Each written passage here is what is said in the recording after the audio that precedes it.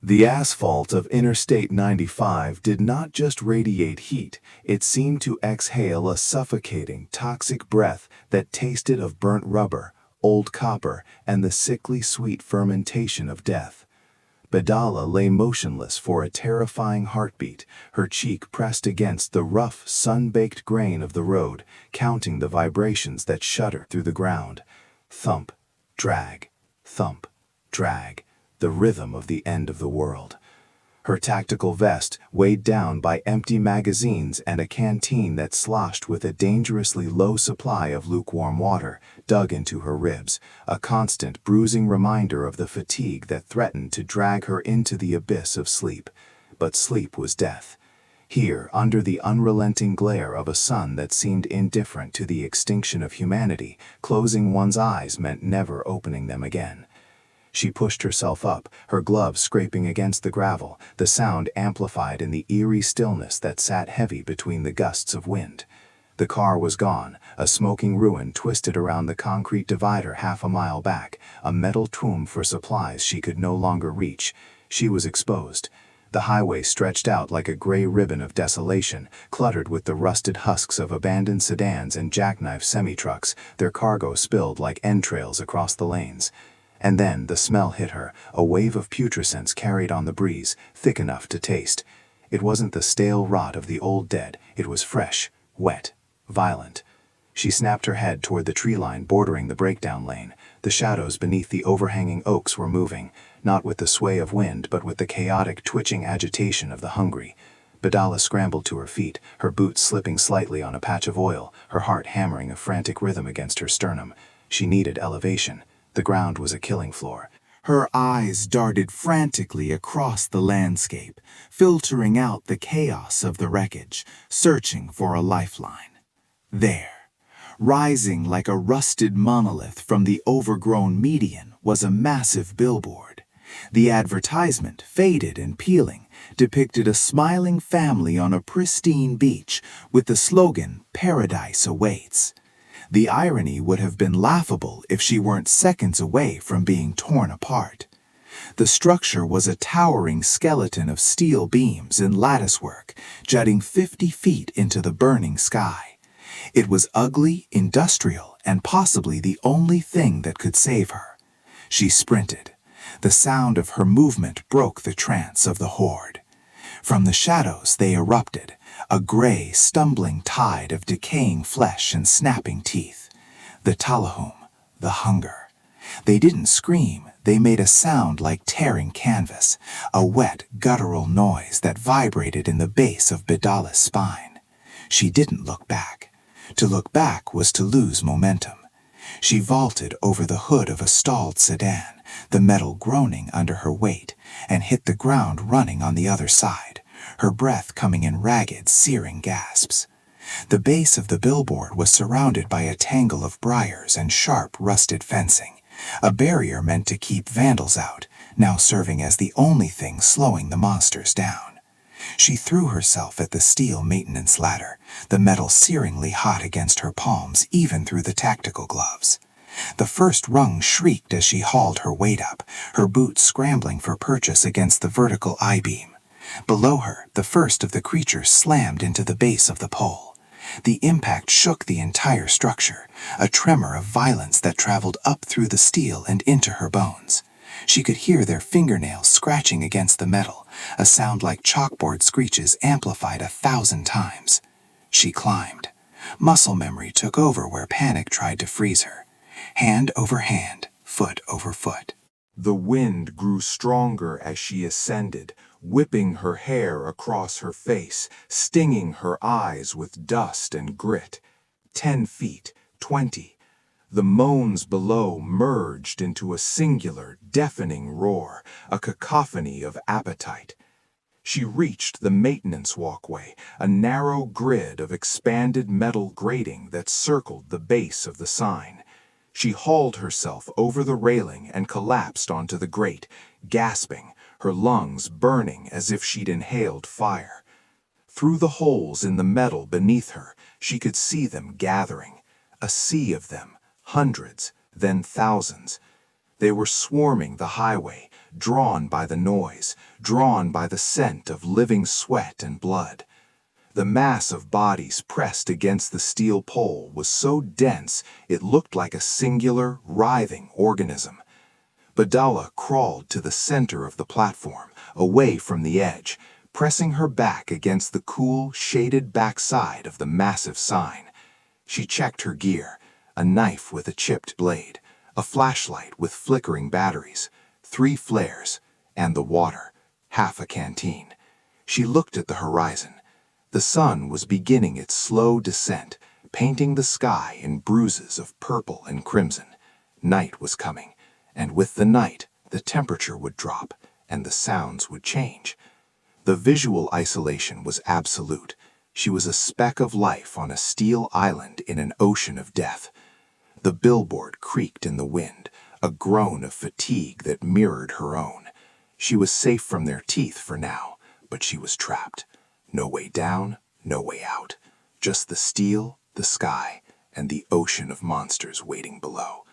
The psychological weight of the situation began to settle in, heavier than the tactical vest, heavier than the fatigue.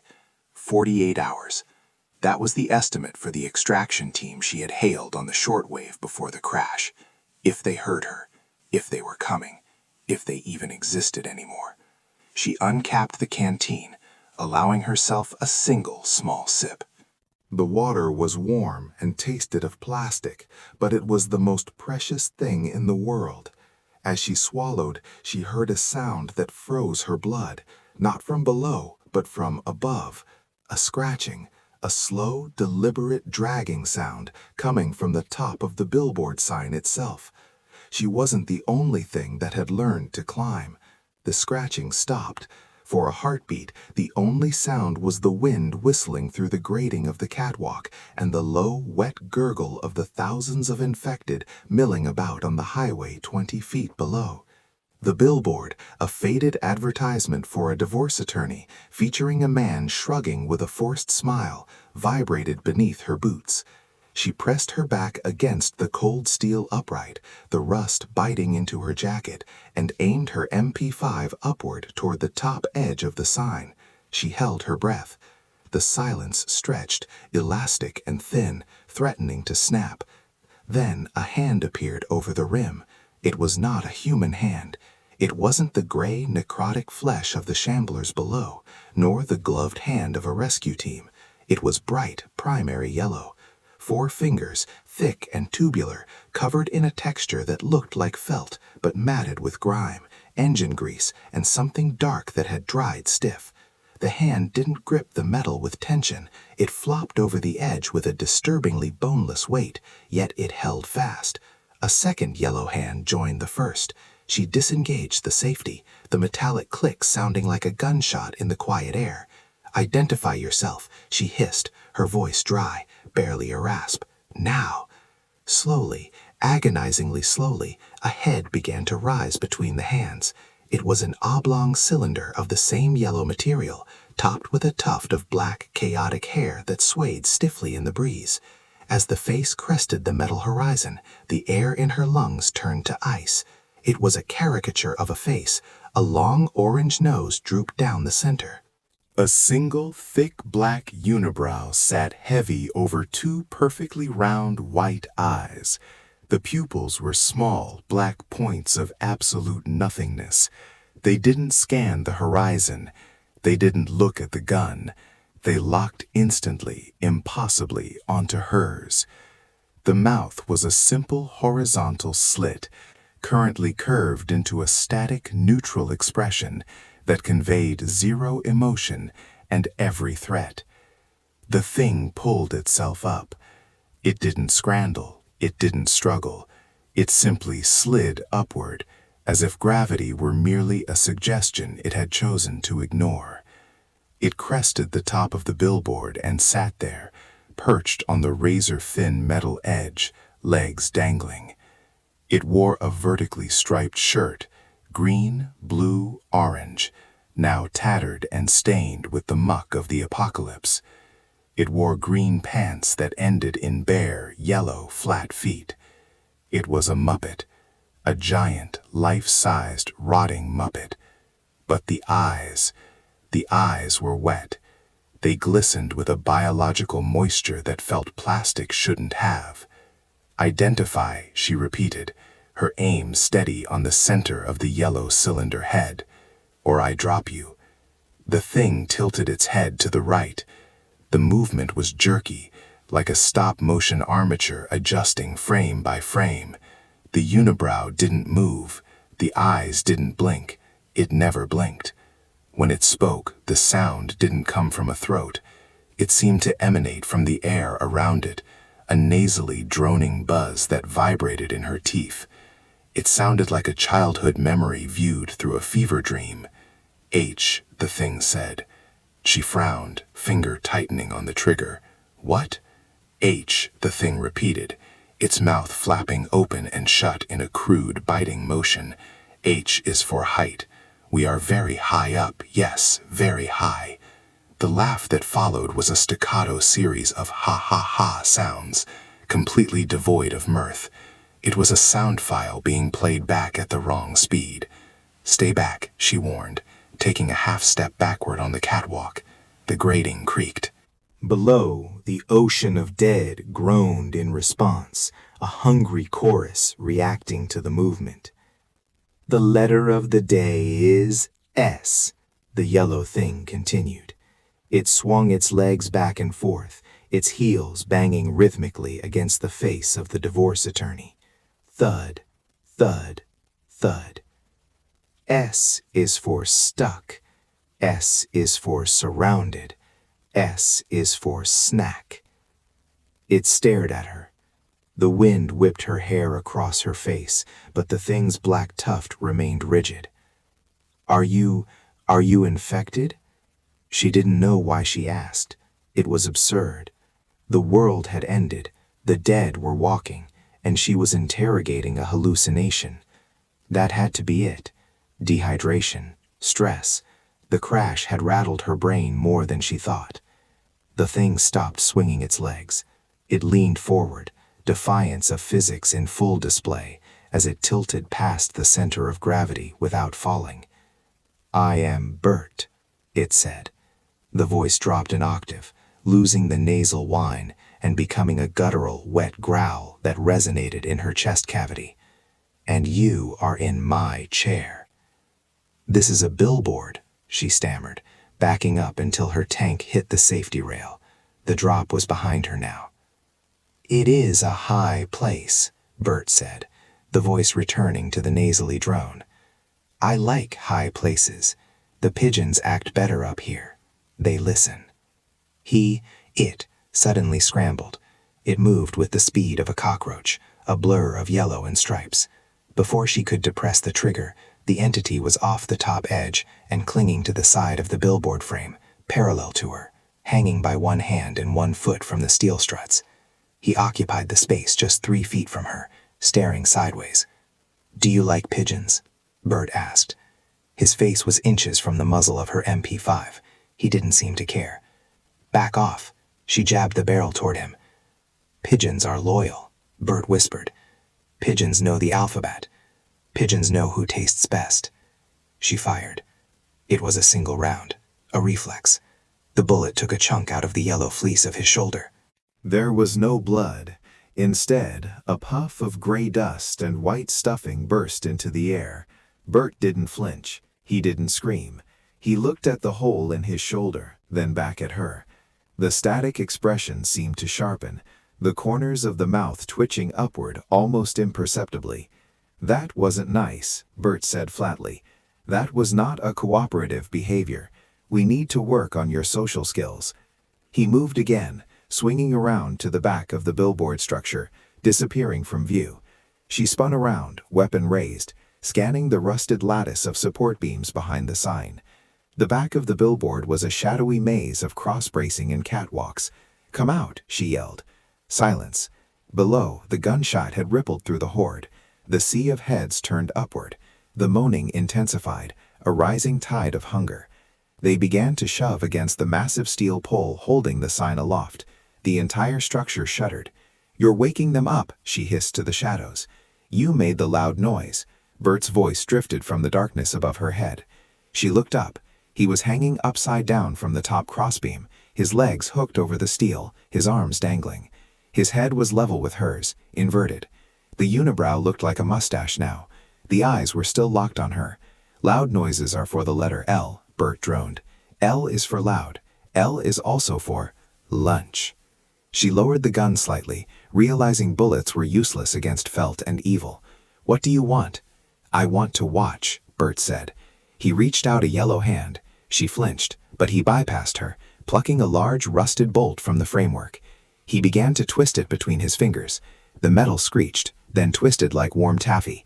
He tied the steel bolt into a knot. I want to see how long you last. Ernie lasted 3 days, but Ernie was soft. You look crunchy. Ernie? The name triggered a distant memory of television, of sunlight, of a world before the plague. He laughed too much, Bert said darkly. He dropped the knotted bolt. It fell 20 feet and pinged off the helmet of a riot gear-clad infected below. The zombie snarled and looked up. He kept asking to play, so we played. We played hide the body. I won. A chill that had nothing to do with the wind raked down her spine. The sun was fully gone now. The only light came from the moon cutting through the cloud cover and the distant fires of the burning city on the horizon. 48 hours, she muttered to herself. Just 48 hours. 47 hours and 14 minutes now, Bert corrected. He swung his body up and perched on the beam above her, sitting like a gargoyle. Time flies when you are having despair. The night deepened. The temperature plummeted. She huddled in the corner of the catwalk, wrapping her arms around her knees to conserve heat, the MP5 resting across her lap. Every time she closed her eyes, she felt him, watching. She would jolt awake, and he would be there. Sometimes he was on the far side of the catwalk, tracing the letters of the advertisement. Sometimes he was directly above her. Once she woke up to find him standing over her, rigid as a statue, holding a dead, desiccated pigeon out to her. Eat, he commanded. Protein. P is for protein. No, she gagged, pushing his hand away. The pigeon was stiff, its eyes missing. Suit yourself, Bert said. He brought the bird to his mouth, his jaw unhinged, the fabric stretching impossibly wide, revealing a gullet that wasn't stuffing, but a black, wet abyss lined with rows of serrated, needle-like protrusions that looked like staples. With a wet crunch, he bit the bird's head off. She looked away, vomit rising in her throat. The sound of his chewing was wet and thick. "Why are you here?" she whispered, tears of exhaustion stinging her eyes. "What are you?" Bert swallowed. He wiped his mouth with the back of his hand. "I am the dissonance," he said, his voice surprisingly lucid, almost philosophical. I am the safety pin in the fabric of your nightmare. I am the color yellow in a world of gray. He leaned closer, his felt face smelling of mildew and old paper. And you, Sarah, are the letter V. She froze. She hadn't told him her name. V? She breathed. V is for victim, Bert whispered. V is for void. V is for very tasty. A metallic clang from below shattered the mound. The structure lurched violently. Sarah grabbed the railing. What was that? Bert peered over the edge, his body bending at a 90-degree angle from the waist. Oh, good. The letter P. P? Pile, Bert said. They are making a pile. Sarah scrambled to the edge and looked down. The moonlight illuminated a horrific sight. The infected weren't just clawing at the pole anymore. They were climbing over each other. A mound of bodies, Writhing, biting, screaming bodies was growing at the base of the billboard. They were crushing each other, compacting the dead into a ramp of flesh. They were already 10 feet up the pole. "They smell you," Bert said, sounding bored. Or maybe they smell the pigeon. Hard to say. "They can't climb the pole," Sarah said, trying to convince herself. "It's smooth steel." "They don't need to climb," Bert pointed a yellow finger. "They just need to stack. S is for stack." Sarah checked her magazine. Half full, 2 spares on her vest, maybe 90 rounds total. There were thousands of them. "Help me," she said, looking at the yellow nightmare. "You can move around the structure. Knock them down." Bert laughed again, the dry hacking sound. "Help? H is for help, but N is for no. Why would I do that? This is my favorite show. I haven't seen this episode before." He reached into his pocket and pulled out a handful of paper clips. He began linking them together into a chain, humming a monotonous, discordant tune. La, la, la, la, la, la. The pile grew. A crawler, its lower jaw missing, managed to hook a finger into a bolt hole halfway up the pole. It pulled itself up, acting as a stepping stone for the next one. Sarah aimed and fired. The crawler's head burst. It fell back into the mass, but the body just added to the height of the ramp. "Inefficient," Bert commented, adding another paperclip to his chain. I is for inefficient. "Shut up," she screamed, firing again. 2 down, 3, click. She swapped mags. Her hands shook. "You are vibrating," Bert observed.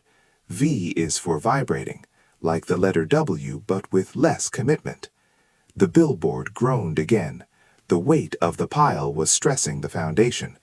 "They're going to topple it," Sarah realized with horror. "They aren't climbing up, they're pushing it over."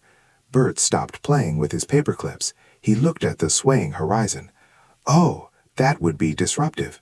D is for disruptive. My bottle cap collection is stored in the hollow of the O on the sign. If we fall, they will be scattered."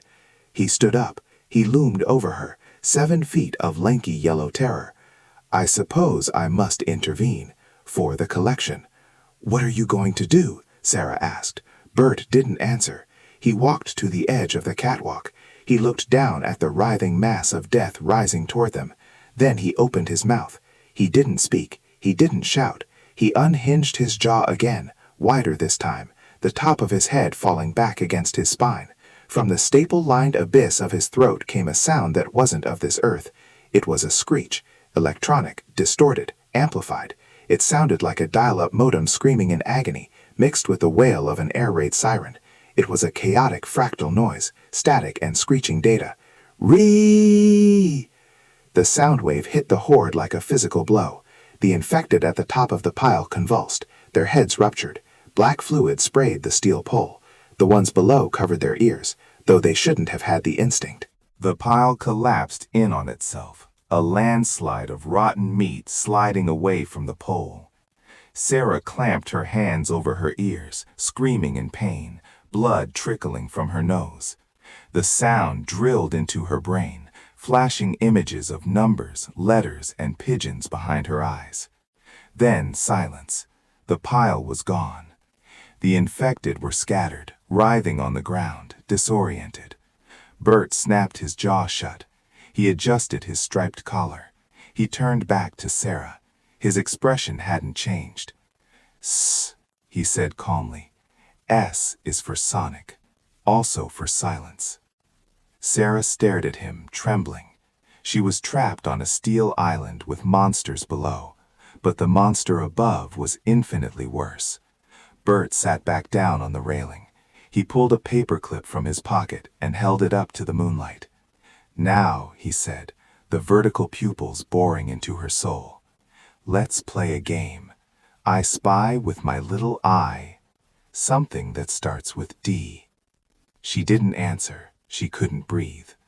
"Come on, Sarah," Bert whispered, leaning in until his yellow felt nose touched her cheek. It was cold, so cold. D is for dread. D is for doom. D is for dawn is a long way off. He patted her head, his heavy, fingerless hand feeling like a wet sandbag. "Your turn." Sarah felt the moisture of his hand seep into her scalp, a damp, mildewed coldness that bypassed her skin and settled directly into the bone of her skull. She didn't dare pull away. The steel grating of the catwalk bit into her knees, the diamond-patterned metal sharp enough to draw blood. But the pain was a distant, dull throb compared to the proximity of the thing in the striped sweater. "Sarah?" Bert's voice was a flat line, a nasal drone that possessed no peaks or valleys of human emotion, yet carried the weight of a collapsing star. "I'm waiting. The letter is D." She swallowed, her throat feeling like it was lined with sandpaper.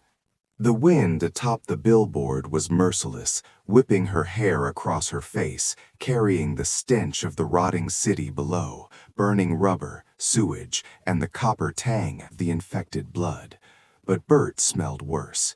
He smelled of old attics, of dust motes suspended in stagnant air, of oatmeal left out until it turned gray. "Duh," she croaked, her voice failing. She looked at his unblinking eyes. The sclera wasn't white, it was the color of aged parchment, yellowing at the edges. The vertical pupils weren't black, they were voids, deep tears in reality that vibrated slightly. "Dark," she whispered. Bert didn't move. The single eyebrow, a monolithic caterpillar of coarse black bristles, twitched once. "Dark," he repeated. He sounded disappointed. "A very common word, Sarah, very pedestrian. I expected more from you after the silence." He stood up, his movements defying the laws of physics. He didn't use his hands to push off the railing. He simply levered upward from the knees, rigid as a board, a marionette pulled by invisible strings. He turned his back to her, looking out over the ruined highway. The moonlight cast his shadow long and distorted against the peeling image of the billboard behind them, a jovial advertisement for sun-bright soda, the cheerful model's face now obscured by rust and bird droppings. "D is also for duration," Bert said to the horizon. "Do you know how long 48 hours is, Sarah? It is 2,880 minutes.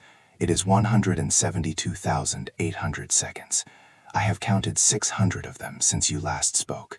You are wasting time." He reached into his pocket again. The sound of metal grinding against fabric was deafening in the quiet. He pulled out a bottle cap. It was rusted, bent in the middle. "Fig 1, he announced, holding it up. A bottle cap from a 1982 vintage soda. Rare. The crimping on the edges is uneven. It bothers me, Sarah." Uneven things bother me. He turned his head 180 degrees, his body facing away, looking directly at her over his own spine. The fabric of his turtleneck didn't twist. His neck simply rotated like a turret. "Are you uneven, Sarah?" She scrambled backward, her boots scraping loudly on the metal. She hit the support beam of the billboard, the cold steel jarring her spine. "Please," she sobbed, "just let me go. I won't tell anyone. I just want to go down." "Down starts with D," Bert said. "Good. Better." He walked toward her. He didn't step, he shuffled, his feet never leaving the grate, creating a rhythmic shk-shk-shk sound. He stopped inches from her face. Up close, the texture of his skin was horrifying. It wasn't flesh, it was a dense, matted felt, but beneath the fuzz, pulses of purple veins throbbed, pumping some viscous slud that wasn't blood. "But you can't go down," Bert stated matter-of-factly. "The sidewalk is lava. Or rather, the highway is hungry. Look." He pointed a long yellow finger through the railing. Sarah forced herself to look. The pile of infected he had blasted apart with his sonic scream was gone. In its place, the scattered bodies were twitching, reknitting. Limbs that had been severed were dragging themselves across the asphalt, seeking their hosts, but they weren't attacking each other. They were standing, staring up, hundreds of them. Pale, slack-jawed faces illuminated by the moonlight, all tilted upward at a 90-degree angle, fixated on the billboard. They were silent now. No moans, no screaming, just a sea of milky eyes locked onto the striped figure on the catwalk. They like my voice, Bert murmured. They appreciate the tone, the frequency. It organizes them. Chaos is bad, Sarah. Order is good. I am putting them in order. He reached into his pocket and produced a handful of paper clips. Let's count them, he suggested. 1, 2, 3, 4. He flicked a paperclip over the railing. It fell silently into the dark. A second later, a wet thwack echoed from below, followed by the sound of a body collapsing. He had hit one of the infected directly in the eye from 60 feet up with a piece of bent wire. 5, Bert said. 6. Another flick, another wet thud. This is boring, Bert sighed, dropping the rest of the clips. They clattered on the grate. I'm hungry. Are you hungry, Sarah? You must be. It's been... He checked a non-existent watch on his wrist. 9 hours since you ate the granola bar. He reached into the depths of his vertical striped torso. He pushed his hand deep into his own chest, the fabric stretching but not tearing. The sound was wet, like stirring macaroni and cheese. Sarah gagged, pressing her hand over her mouth. When he pulled his hand out, he was holding a pristine, steaming bowl of oatmeal. There was no spoon. Oatmeal, Bert declared. It is bland. It is textureless. It is perfect. Eat. He thrust the bowl toward her. The steam smelled of nothing. Absolutely nothing. It was an olfactory void. I can't, Sarah wept. Bert's expression darkened. The unibrow lowered a fraction of an inch. The air pressure on the catwalk dropped, popping Sarah's ears. Refusal to participate in designated mealtimes is a violation of the schedule, Bert said. His voice began to layer over itself, a chorus of nasal drones echoing from the surrounding air. B is for bowl. B is for broth. B is for break your fingers. Sarah snatched the bowl. It was scalding hot. She didn't have a utensil, so she tipped it to her lips, sobbing as the flavorless sludge slid down her throat. It tasted like wet paper. It tasted like static. She choked it down, burning her tongue, terrified to spill a drop. Good, Bert said, watching her chew. Nutritious, gray, safe. He sat down cross-legged, staring at her. Now we sleep. It is sleep time. 10 p.m. Lights out. He didn't close his eyes. He simply stopped moving. He went completely rigid, staring straight ahead at her chest. His breathing stopped. The rising and falling of his chest ceased. Sarah sat there, trembling, the empty bowl warm in her hands. Minutes stretched into hours. The wind howled around the metal structure, making the billboard groan. Below, the army of the infected stood motionless, a silent congregation waiting for their priest. She had to move. She had to try. Bert looked like a statue, a felt doll discarded by a giant child. Sarah shifted her weight, testing the grate. No reaction. She moved her foot. No reaction. The maintenance ladder was on the far side of the catwalk, past Bert. It was a rusted cage ladder that went down the central support column. If she could just slip past him, she began to crawl. The cold steel numbed her hands. She kept her eyes locked on Bert's face. The vertical pupils were still fixed on the spot where she had been sitting. He hadn't tracked her movement. Was he actually asleep? Did things like him sleep? She was 3 feet away. The smell of mildew was overpowering. She could hear a faint ticking sound coming from inside his chest, like a clock wrapped in wool. 2 feet. She held her breath, inching past his knees. His corduroy pants were stiff, covered in lint that looked like tiny writhing worms. She made it past. She reached the ladder. Tears of relief pricked her eyes. She grabbed the cold rungs and swung her body over the edge into the safety cage. She descended 1 step, 2 steps. The wind was less severe here, blocked by the massive sign. S, a voice whispered right into her ear. Sarah screamed, her hand slipping. She caught herself on a lower rung, swinging wildly over the abyss. Bert was not on the catwalk. He was seemingly floating on the outside of the ladder cage, clinging to the rusted bars with just his fingertips and toes, defying gravity like a spider. His face was pressed against the bars, inches from hers. He was upside down. S is for sneaky, he whispered. S is for slip. S is for splat. He reached through the bars, his hand heavy and damp, wrapped around her wrist. He didn't pull, he just squeezed. She felt the bones grinding together. Where are you going, Sarah? The broadcast isn't over. We haven't done the number of the day yet. Let me go, she shrieked, kicking at him. Her boot connected with his face. It felt like kicking a bag of wet cement. His head snapped back, but snapped forward instantly, the expression unchanged. That wasn't nice, Bert said. That was rude. R is for rude. R is for regret. He opened his mouth. It hinged open far too wide, the jaw unhooking. Inside there were no teeth, just a gullet of black felt descending into an infinite darkness. A sound emitted from the abyss, not a scream, but a low-frequency hum, the sound of a heavy pigeon cooing slowed down by 800%.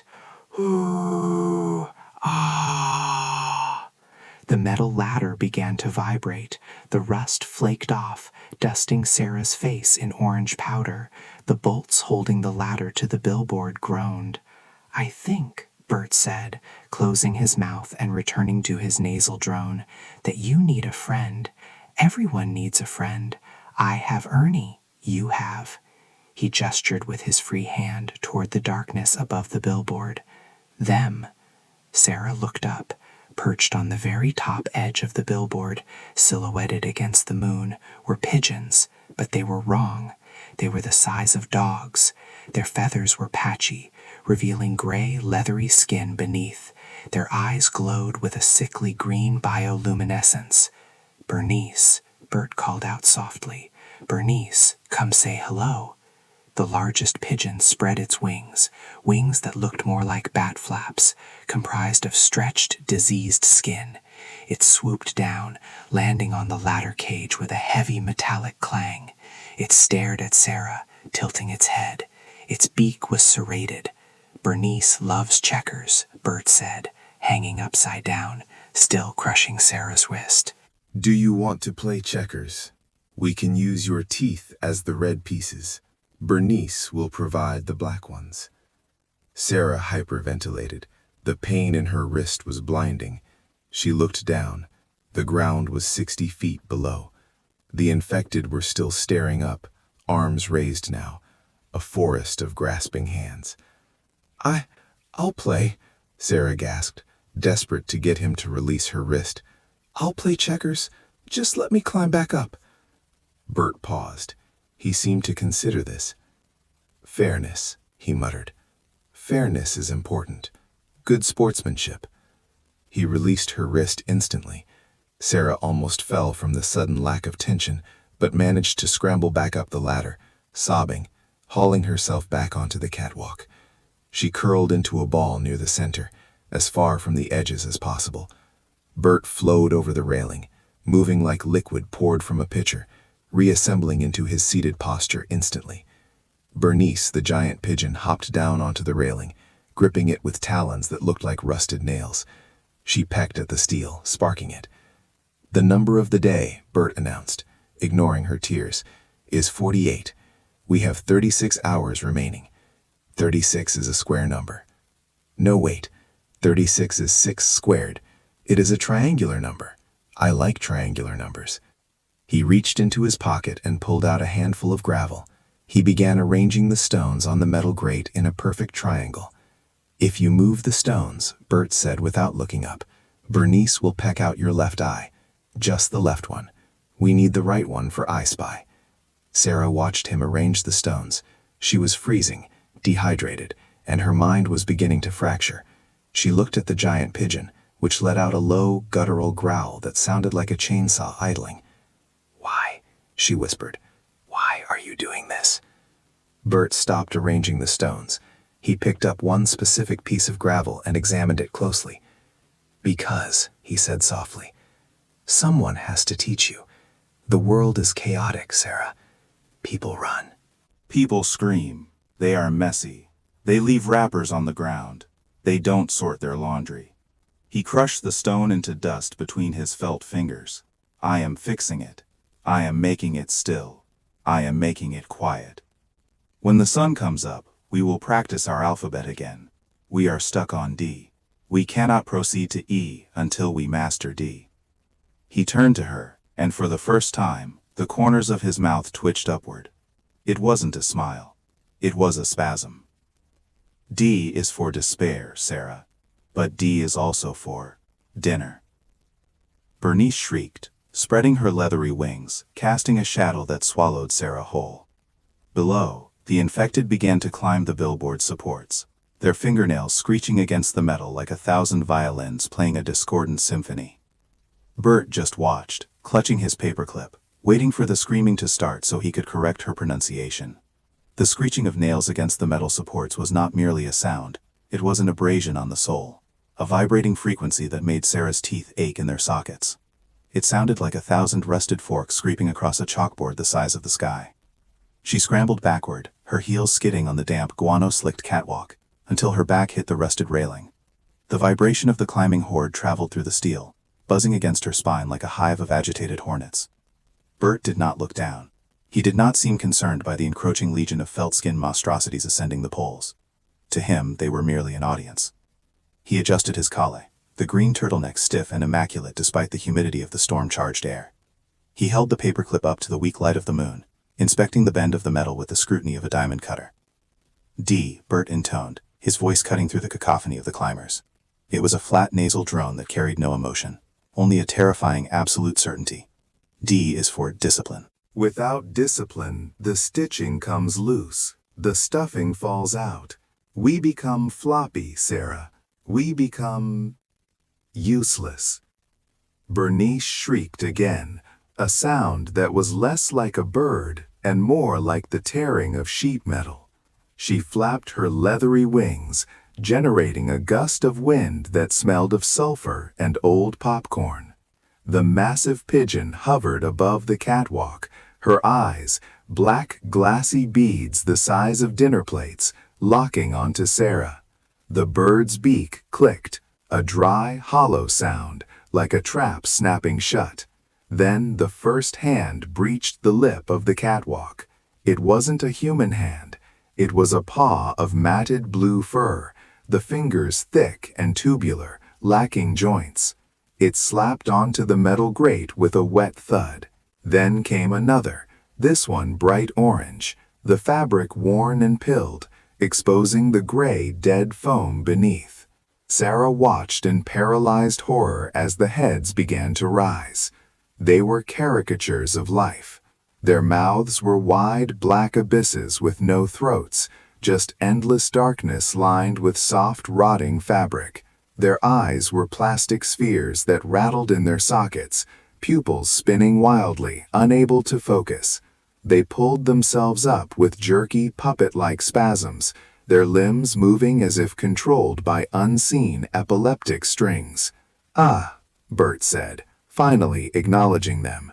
He didn't turn his body, only his head, his neck rotating with a mechanical stiffness that suggested rusty gears beneath the yellow felt skin. "The unruly class has arrived. They are late. L is for late. We do not like L, do we, Bernice?" Bernice cooed, a low rumble that vibrated in Sarah's chest cavity. The pigeon landed heavily on the railing opposite Sarah, her talons, sharp yellow plastic hooks, digging into the metal. The structure groaned under the added weight. Sarah knew she had seconds. The climbers, the unfinished, as her mind horrifiedly labeled them, were spilling over the railing now. They didn't attack Bert. They flowed around him like water around a stone, their movements chaotic, limbs flailing, mouths gaping in silent screams. They were fixated on her. They were the chaos Bert despised, and she was the only other living thing in their ecosystem. "Stay back!" Sarah screamed, her voice cracking. She fumbled at her belt, her fingers numb, pulling out the only weapon she had left, a heavy-duty staple gun she had found in the billboard's maintenance box hours ago. It felt pitifully light. One of the blue things lunged. It didn't run, it bounded, knees locking and unlocking. Sarah squeezed the trigger. Twack! A staple buried itself into the creature's forehead. It didn't bleed. There was no flinch, no pain. The staple merely pinned a tuft of blue fur flat. The creature paused, its spinning eyes rattling, and then tilted its head. It emitted a sound like static from a dead radio channel. Inefficient, Bert critiqued. He took a step toward her. The paperclip was now held between his thumb and forefinger like a scalpel. "You are trying to attach, Sarah, but you should be trying to detach. D is for detach."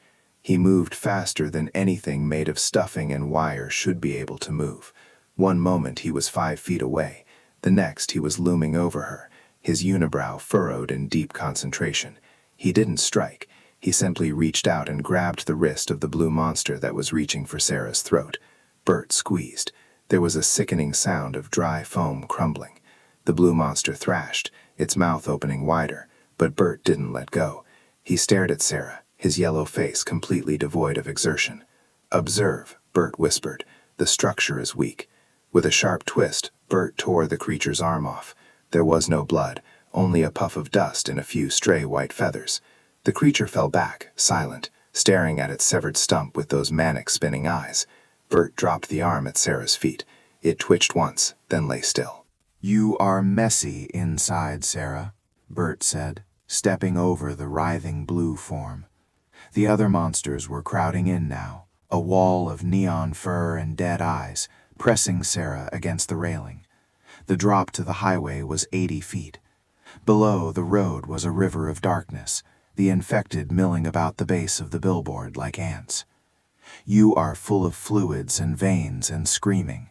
It is so loud. Inside you it is a drum factory. I can hear your heart. Thump, thump, thump, thump. It is offbeat. It annoys me." Sarah swung the staple gun at Bert's face. He caught her wrist. His hand felt like dry sandpaper, warm and dangerously soft, but the grip was iron. He didn't crush her bones. He held her with a terrifying, precise firmness. "No," he stated. "We are doing D. You are not listening." He pushed her. It wasn't a shove. It was a placement. He moved her aside as if she were a lamp he was repositioning on a desk. Sarah stumbled, hitting the railing near the maintenance ladder. The ladder was blocked, covered in a carpet of climbing horrors. Bernice lunged. Her beak snapped inches from Sarah's face, catching the sleeve of her jacket. The fabric tore with a loud rip. Sarah scrambled up the diagonal cross-bracing of the billboard sign itself, desperate to get above the sea of felt. The metal was cold and slick. She hauled herself up, boots slipping, until she was standing on the narrow ledge at the very top of the billboard, the massive vinyl advertisement for oatmeal conspiracy, stretching out below her feet. The wind was ferocious up here. It whipped her hair across her face, blinding her. She looked down. The catwalk was a mosh pit of monsters, but Bert was calm. He was walking through them, and as he walked, he organized them. He pushed one to the left, one to the right, straightening a line. He swatted a hand away, tucked a tag inside a collar. He was tidying the apocalypse. Then he looked up. He saw her on the precipice. E, Bert shouted, his voice defying the wind. E is for elevation. Very good, Sarah. You are learning to rise above the mess. He began to climb. He didn't use the ladder. He dug his fingers into the vinyl of the billboard, punching through the material, scaling the vertical face of the advertisement like a yellow spider. Rip, rip, rip. Hand over hand he ascended, the paperclip still clutched in his mouth. Sarah looked around frantically. Juice dropped on a 12-inch wide strip of metal, 80 feet in the air, with a storm brewing and a felt demon climbing toward her. To her left, the billboard ended. To her right, a gap of about 10 feet separated this billboard from the next one, a decaying structure advertising a long-defunct radio station. 10 feet, a suicide jump. Bert's hand punched through the vinyl right between her boots. She shrieked and stomped on his fingers. It felt like stomping on a dense cushion. He didn't withdraw. Instead, the fingers curled, gripping the metal ledge. He pulled himself up. First the tuft of black hair, pointed like a spear. Then the unibrow, twitching in the wind. Then the eyes, half-lidded, bored, eternal. He crested the ledge and stood up. The wind buffered his green turtleneck, but he stood perfectly vertical, his center of gravity unnatural. "The lesson is almost over," Bert said. He took the paperclip from his mouth. "We have to finish D. We haven't done the practical application." "Why are you doing this?" Sarah screamed, backing away toward the edge, toward the 10-foot gap. "What do you want?" Bert tilted his head. "I told you, I wanted quiet. The humans, you are so loud. You talk, you cry, you play music, you chew with your mouths open, you consume. I am simply organizing the pantry. I am putting the jars in rows. And you, Sarah," he pointed the paperclip at her, "you are a jar that has lost its label." I need to open you up to see what is inside, so I know where to file you. Bernice circled overhead, her shadow blotting out the moon. The screech of the infected below was a distant roar now, drowned out by the thrumming of Sarah's own blood in her ears. D, Bert said, taking a step. D is for defenestration. He lunged, not with speed this time, but with the inevitability of a glacier. Sarah turned and ran the last 3 steps to the edge of the billboard. She didn't look down. She didn't think. She just saw the rusty platform of the neighboring sign and pushed off with every ounce of strength remaining in her legs. For a second she was weightless. The air rushed past her. She saw the gap, the black asphalt river below, the swarm of monsters looking up. Her chest slammed into the metal railing of the second billboard. The air left her lungs in an agonized wheeze. Her hands scrambled for purchase on the wet, flaking steel. She slipped. Her legs swung out over the abyss. She clawed at the rust, her fingernails breaking, sliding backward. Something grabbed her ankle. She looked back. Bert was standing on the edge of the first billboard, 10 feet away. He hadn't jumped. He had extended. His arm was stretching, the yellow fabric elongating, the stitching groaning but holding. His arm was a 10-foot rope of felt and malice, and his hand was clamped around her ankle. "Cheating," Bert droned, his voice sounding like it was right next to her ear despite the distance. "Running away is messy, Sarah. It leaves streaks." He began to pull. Sarah clawed at the grating, sparks flying as her belt buckle scraped the steel. She kicked at his hand with her free foot, but it was like kicking a sandbag. He was reeling her in. The fabric of his arm pulsed, as if sawdust were being pumped through it. "Bernice," Bert called out. "Assist." The giant pigeon folded her wings and dove. She slammed into Sarah's back, talons digging into the backpack straps. Sarah screamed as she was lifted, suspended between the stretching arm of Bert and the rising lift of the pigeon. "Let go!" Sarah shrieked. She reached into her pocket, her fingers brushing the cold metal of a lighter she kept for emergencies. She grabbed it. She flicked it. The flame was tiny, pathetic in the wind, but Bert's hand was made of synthetic felt. It was flammable. She jammed the lighter against the yellow fingers clamped around her ankle. For a moment, nothing happened. Then the smell of melting plastic filled the air. A black, acrid smoke curled up. The yellow fabric blackened and curled. Bert didn't scream. He didn't make a sound of pain. He merely stopped pulling. "Hot," he observed. H is for hot. The fire caught. It raced up the elongated, stretched fabric of his arm like a fuse. The flame turned blue and green as it consumed the chemical dyes. Bert stared at his burning limb with mild curiosity. "This is disorderly," he muttered. The structural integrity of the felt failed. With a sound like a snapping rubber band, the arm tore. The tension broke. Sarah was catapulted backward by the sudden release. Bernice, caught off guard by the shift in weight, screeched and dropped her. Sarah slammed onto the catwalk of the second billboard, rolling hard, hitting her head against a support pole. Darkness woozed at the edge of her vision. She lay there, gasping, staring back across the gap. Bert stood on the other ledge. His arm was a charred, smoking stump that ended at the elbow. He wasn't bleeding. He was just empty. Wads of blackened cotton stuffing drifted out of the wound and floated away in the wind. He looked at the stump. Then he looked at Sarah. "You have ruined the symmetry," he said. His voice was deeper now, distorted, as if his voice box had melted slightly. "Now I am uneven. I cannot abide being uneven." He reached into his pocket with his remaining hand and pulled out a handful of paper clips. He threw them. They didn't scatter. They flew like shrapnel, a glittering cloud of steel rain. Sarah curled into a ball, covering her head. The clips pinged against the metal around her, one slicing a shallow cut across her cheek. "Bernice," Bert commanded, "fetch." The pigeon banked, preparing for another dive. But the fire on Bert's arm hadn't gone out. It had spread to his shoulder. The green turtleneck was smoldering, and the billboard behind him, the vinyl tarp he had punched through, was catching. The old adhesive was highly flammable.